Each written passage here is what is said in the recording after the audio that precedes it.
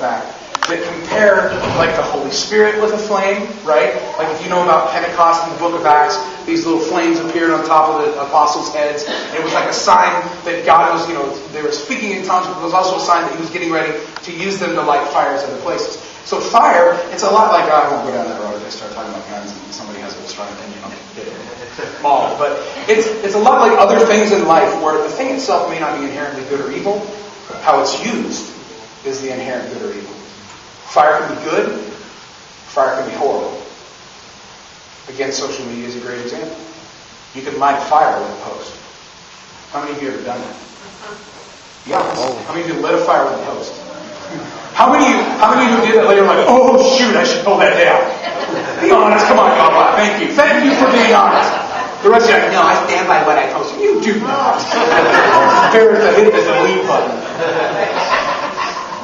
Anyway, so as I was thinking about this week and praying about it, trying to put together, I had this nice long list of all sorts of cool Bible verses about what the Bible has to say about the Christian life, what the Bible has to say about how a person lives and behaves when they follow Christ. With the idea being the smoke that our lives create. What kind of fire do people see in us? And that was my plan. But as often happens, Paul will tell you about this too. Our best laid plans get in the way of God doing what He actually wants to do. And so last night, as I was putting it all down, it really changed a lot. And for those of you who like really big, hairy, flowery sermons with 73 verses, I do those sometimes. That's not today. Today only uses 2. But the reason today uses 2 is basically because I feel I'm not the only one. So when I say those of you who have been involved too, don't take any affront. I've been involved with this church for about 10 years. And watching this church ebb and flow, isn't that a good phrase for it, Ed? Saying ebb and flow, has been really interesting to me. I started college studying psychology and sociology. And even though I don't do that today, it still fascinates me, human patterns and things like that. And I've spent a lot of time in my own life going, okay, where am I growing? Where am I struggling? Where can I do better? Where am I doing great? Things like that. And as I was thinking about the sermon today, I was thinking about the experience because this family's in a transition. We're between head coaches. If you ever want to know why I have a real issue with the term pastor, I'll tell you, but I just feel like we've completely ruined what we're supposed to be. Well, we're between head coaches. And it's interesting to watch membership ebb and flow. People come and go. People disappear, come back after a couple of years. Folks come we've never seen, come one time, leave the whole 9 yards. And to me, this is a fancy schmancy word for you, but it's a microcosm, which is a small little snapshot of what, in my personal belief, is a snapshot of what's going on in the bigger world of the Christian church. I have had the luxury in my career, up until about a few years ago, of being within the Christian bubble. Anybody else been in the Christian bubble? Specifically within the Adventist bubble. The nice thing about being in the Adventist bubble is you rub shoulders mainly with who? Fellow Adventists, right? And then when I went to KTSY, then it started changing where it was like rubbing shoulders with folks from other denominations. And that has a funny way of changing your view of the world. Not your principles or your standards, but some of the ways you view the world that you do in the Adventist bubble. And then when I started my own company, now I find myself working with all walks, all religions, all faith backgrounds, atheist, heterosexual, homosexual, you name it, this entire big canvas that makes up human society. And there's a really troubling thing I've discovered in my own walk. And it's not going to surprise me anymore. But here it is. We have a horrible reputation. Christianity has a horrible reputation. We are painted as a bunch of self-righteous, arrogant, hateful, critical, judgmental, fill-in-the-blank here people. And maybe I'll never be asked to preach again after this, but it's our own fault. It's our own fault. We did it to ourselves.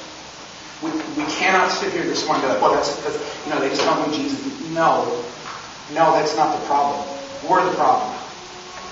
Because we come here, and I do this, so anything I say today, I'm indicting myself. We come here, we say glory, hallelujah, we say amen, we sing along with the music, and then we leave here and we go to our day-to-day lives, and we don't live like we say we do.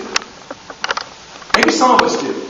This is all a journey. Christianity is a journey. So this is no, oh my gosh, you're going to the hot place. No, this is more, there's a reason. Something's wrong. Something is desperately wrong deep in the heart of the Christian church. And the reason I say the Christian church is who makes up the Christian church? People. We do. The church is not a building, you guys. The church is people. That's why I was thinking about this and praying about it, going through all these different verses. And if you've ever had this experience, it's funny how God will line you up with some certain thing that just kind of plants a seed, and then months later you have You ever had one of those?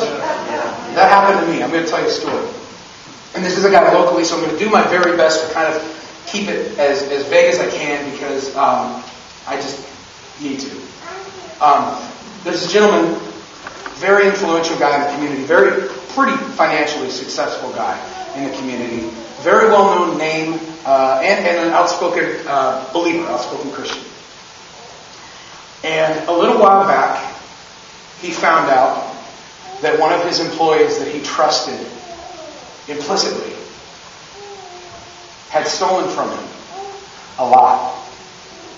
Like hundreds of thousands of dollars, a lot. And it took him quite a while to do the research to find out what had happened, who it was. When he confronted this individual, they lied to his face about it for the longest time. Finally admitted to it. Got in the news. He lost his license over it, even though it wasn't his fault. It was because it was in his office. He lost his license for it. And he's now still, 3 years later, in the process of rebuilding his financial stability because of one person's selfishness. Now, if that were me, straight up honest truth, if that were me, I would be so mad. I'd be tempted at least to do whatever it took to hurt that person. Okay? They stole over $250,000 from him. That fool me once, shame on you, fool me twice, shame on me. I wouldn't even want a chance for number 2. My gut inclination would be to sue their pants off. It's just the truth. That's where I think my knee-jerk would be. Over time, would I really? I don't know. But that's where my knee-jerk would be. And some of you are the same way, right? You stole $250,000 from me, I'll take you to jail. He didn't press charges. Now, they worked out something else separately. It's none of any of our business. But he didn't press charges.